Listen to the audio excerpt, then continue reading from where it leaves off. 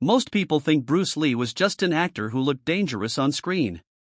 They believe his speed was camera tricks, his power was choreography, and his techniques were made only to impress the audience.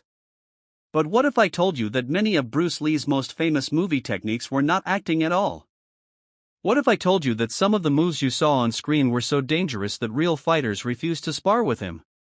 Today, we are exposing the truth that most fans never hear. Bruce Lee didn't just act dangerous. He was dangerous. And the techniques he used could seriously injure or even end a fight in seconds. The biggest lie about Bruce Lee. For decades, critics tried to downplay Bruce Lee by calling him just a movie star. They said his fights were scripted, his opponents were cooperative, and his victories were fictional.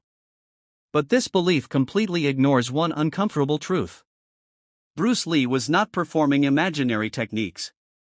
He was demonstrating real combat principles, refined through brutal training, real testing, and a mindset far ahead of his time. Many of the techniques you saw in his films were too risky to be used casually, which is why most traditional martial artists avoided them. Why Bruce Lee's moves looked different.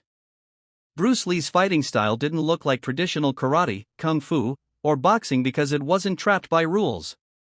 He believed rules made fighters predictable and predictable fighters get hurt. Instead of rigid forms, he focused on efficiency, timing, and direct damage. That's why his techniques looked explosive, sudden, and almost violent compared to traditional demonstrations. Every movement had purpose. Every strike was meant to end the exchange immediately. The real power behind his speed. People often talk about Bruce Lee's speed, but speed alone is not what made his techniques dangerous. The real danger came from how he combined speed with structure, timing, and precision.